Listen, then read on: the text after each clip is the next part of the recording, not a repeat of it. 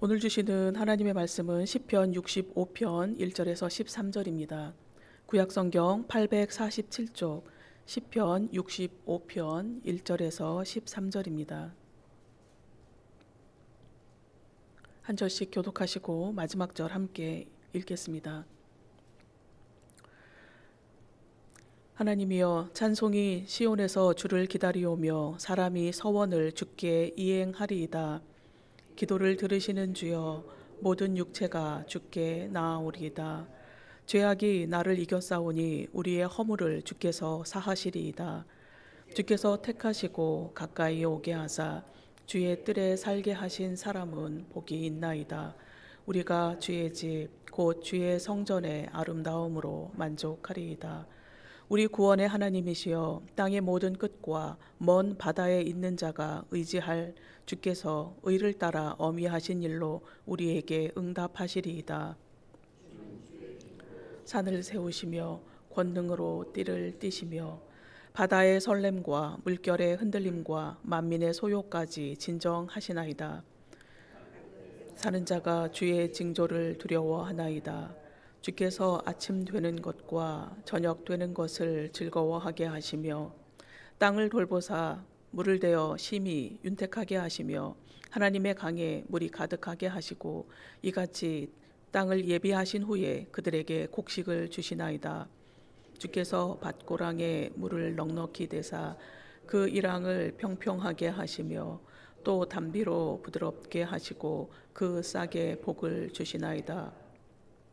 주의 은택으로 한 해를 관시우시니 주의 길에는 기름방울이 떨어지며 들의 초장에도 떨어지니 작은 산들이 기쁨으로 띠를 띠었나이다.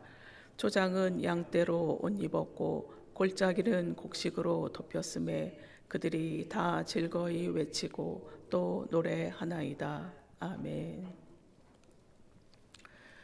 시편 65편은 다윗이 지은 시입니다. 그리고 감사 예배시로 분류되고 있습니다. 감사 예배시는 대부분 특정한 역사적 사건을 배경으로 갖고 있지 않습니다. 그래서 오늘 함께 읽은 65편은 택하신 민족에게 사죄의 은총을 베푸시는 구원자 하나님의 면모와 우주와 자연 그리고 인간의 역사를 하나님의 절대 주권에 따라 섭리해 나가시는 모습을 노래하고 있습니다. 1절에서 5절 말씀 제가 다시 읽겠습니다. 하나님이여, 찬송이 시온에서 주를 기다리오며 사람이 서원을 주께 이행하리이다. 기도를 들으시는 주여, 모든 육체가 주께 나아오리이다. 죄악이 나를 이겨싸우니 우리의 허물을 주께서 사하시리이다. 주께서 택하시고 가까이 오게 하사 주의 뜰에 살게 하신 사람은 복이 있나이다. 우리가 주의 집 곧 주의 성전의 아름다움으로 만족하리이다. 우리 구원의 하나님이시여, 땅의 모든 끝과 먼 바다에 있는 자가 의지할 주께서 의를 따라 어미하신 일로 우리에게 응답하시리이다. 1절에 찬송이 시온에서 주를 기다리오며 라고 표현하고 있는데, 이 표현은 조용히 주님을 찬송한다는 의미가 아닙니다. 우리가 주일 예배 전에 침묵으로 예배를 준비하는 주일 예배 드리기 직전에 우리의 모습과 같이 주님을 찬양하기를 고대하며 마음으로 준비한다는 표현입니다. 시온에서 주님을 기다린다라는 표현은 하나님의 언약궤가 있었던 여호와의 성소를 의미하는 것으로 볼 수 있습니다. 하나님께 드리는 예배는 어느 곳에서든 드릴 수 있습니다. 그러나 하나님께서 베풀어 주신 은혜에 너무 감사하여 주님의 임재의 상징인 성소로 나와 하나님과 보다 친밀한 교제를 갖고자 하는 뜨거운 열망을 나타내기 위해서 시온이라는 장소를 사용한 것으로 보입니다. 누군가에게 받은 은혜가 크면 클수록 전화나 문자로 감사를 표하기보다는 직접 얼굴을 보며 감사를 표하는 것과 같은 마음일 것입니다. 1절에서는 하나님이여 라고 하나님을 부르고 있습니다. 그리고 2절에서는 기도를 들으시는 주여 라고 하나님을 불렀고 5절에서는 우리 구원의 하나님이시여 라고 부르고 있습니다. 하나님을 부르는 호칭을 통해서 시인의 감정이 점점 고조되고 있는 모습을 엿볼 수 있습니다. 다윗은 과거 자신의 죄로 인해 고통당할 때에, 그리고 자신을 해하려는 수많은 대적들의 공격으로부터 위험에 직면했을 때에 하나님께 기도를 했습니다. 우리아를 죽였을 때에도, 사울과 압살롬을 비롯한 수많은 대적에게 쫓길 때에도 다윗은 자신의 구원을 하나님께만 간구하였습니다. 다윗은 자신의 힘과 경험을 의지하지 않았던 것입니다. 오로지 기도함으로 하나님만을 의지하였고, 다윗의 그런 믿음에 하나님께서 응답하심으로 수많은 고통과 고난의 문제를 해결받는 경험이 다윗에게 있었습니다. 이러한 경험을 통해 다윗은 하나님께서 택하신 백성들의 기도를 외면하시거나 무시하시는 분이 아니라 반드시 들으시고 응답하시는 분이시라는 강한 신뢰가 있었습니다. 그래서 다윗은 자신의 능력이나 자신의 경험을 의지하지 않고 하나님을 향해 하나님께로 나아오는 모든 백성의 기도는 들으신다고 노래하고 있는 것입니다. 이 아침 우리도 주님께 올려드릴 마음의 소원들이 있습니다. 하나님께 우리의 간구를 올려드릴 때에 인간적인 계산이나 우리의 뜻대로 구하는 기도가 아니라 하나님께서 진실로 우리를 향하여 품으신 뜻이 무엇인지를 알아차리고 그 알아차림을 기도로 올려드리는 것이 중요합니다. 하나님의 뜻에 합당한 기도에는 반드시 응답이 있습니다. 하나님의 응답에는 즉각적인 응답이 있는가 하면 하나님의 때까지 기다려야 하는 응답도 있습니다.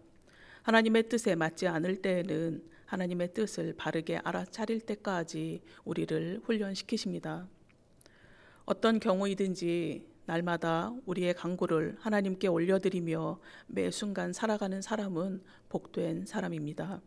왜냐하면 3절에서 노래하고 있듯이 하나님께서 우리의 죄를 사해 주심을 믿는 믿음 안에서 살아갈 수 있기 때문입니다.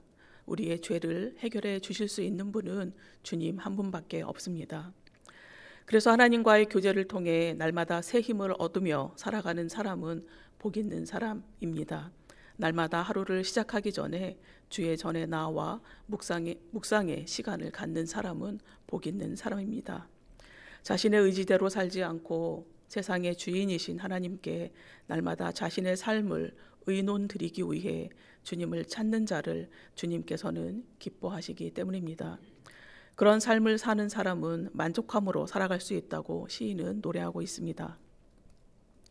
사죄의 은총을 베푸시는 구원자 하나님을 찬양한 시인은 만물을 지으신 창조주 하나님의 위대하심과 그의 권능을 찬양하고 있습니다.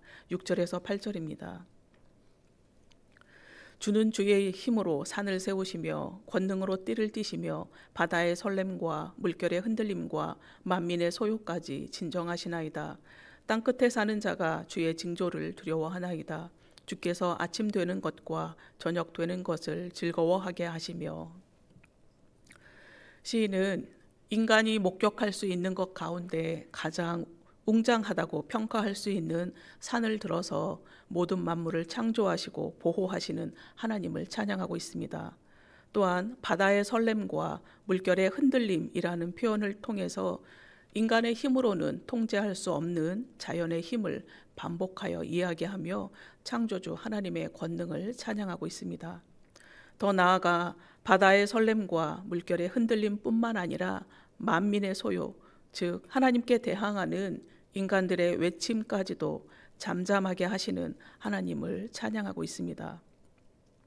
그리고 자연 만물뿐만 아니라 하나님을 알지 못하던 땅끝 이방인에게까지도 하나님에 대한 경외심을 불러일으킨다고 노래하고 있습니다.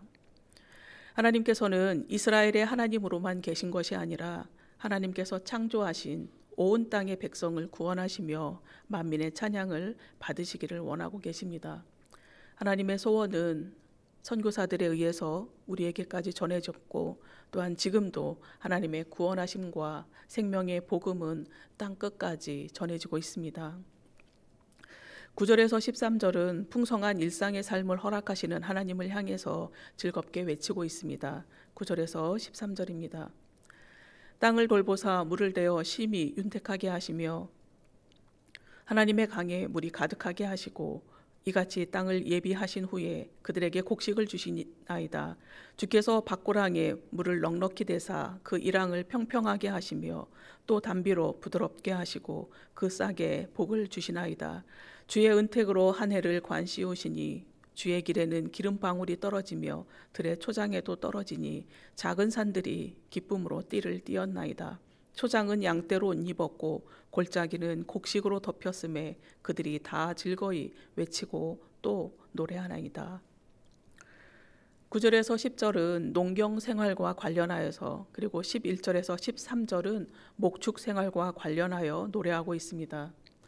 다윗은 당시 근동 지역의 주 산업이었던 농업과 목축 생활에 있어서 하나님께서 모든 환경을 주관하시고 풍요로운 결과를 거두게 하셨다고 노래합니다. 그리고 풍성한 일상의 삶을 허락하신 하나님을 찬양하고 있습니다. 하나님께서 매일, 매월, 매년 붙들어 주시지 않는다면 그 어떤 생명도 풍성한 열매를 맺을 수 없기 때문입니다. 12절에 작은 산들이 기쁨으로 띠를 띄었나이다 라는 표현은 건기에 메말랐던 초목들이 우기에 하나님께서 내려주시는 비로 인해 신선함과 푸르름으로 뒤덮인 모습을 의인화하여 표현한 시적 내용입니다. 또한 13절의 표현처럼 푸르른 언덕에서 양떼들이 풀을 뜯는 모습은 아름다운 풍경입니다. 다윗은 하나님께서 베푸신 풍요로운 은총을 즐거운 찬양으로 마무리하고 있습니다. 다윗은 죄를 사하시는 구원자로서의 하나님을 주목하여 감사를 표했습니다. 그리고 권능으로 만물을 지으시고 다스리시는 창조주로서의 하나님, 일상생활의 풍요로움을 허락하신 하나님을 흥겹게 찬양하고 있습니다. 또한 하나님을 구약 선민 이스라엘의 하나님으로만 국한시키지 않고 온 인류와 모든 피조물의 찬양을 받으시기에 합당하신 창조주 하나님을 노래하고 있습니다. 시인의 고백처럼 날마다 찬양의 자리를 지키는 사람, 날마다 주의 전을 사모하는 자에게 주님께서는 당신의 은혜를 한없이 베풀어 주십니다. 오늘도 우리의 찬양 속에 하나님의 하나님 되심을 기뻐하며 찬양하는 내용들이 있기를 소망합니다.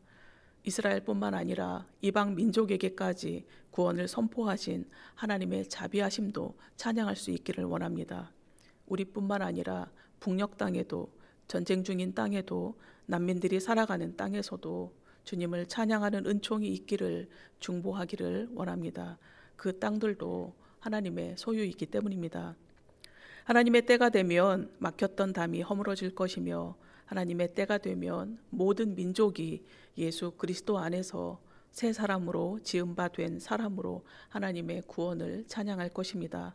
그러한 날이 속히 오기를 오늘도 주어진 자리에서 간절히 간구하는 은총이 우리 모두에게 있기를 간구합니다. 기도드리시겠습니다. 하나님 아버지, 다윗은 자신의 죄를 사해 주신 하나님을 찬양하였습니다. 또한 권능으로 만물을 지으시고 다스리시는 하나님을 찬양하였습니다. 일상의 삶을 윤택하게 하시며 한없는 자비로 인도하시는 하나님을 흥겹게 찬양하였습니다. 이스라엘뿐만 아니라 이방 민족에게까지도 구원을 전하시며 구원의 은혜를 베푸시는 하나님을 찬양하였습니다. 하나님 아버지, 우리도 마음과 뜻과 정성을 다해 하나님을 찬양하는 삶을 살아가게 도와주시옵소서. 또한 회복되어져야 할 땅을 위해서도 중보를 쉬지 않게 하여 주시옵소서. 예수님의 이름으로 기도드립니다. 아멘.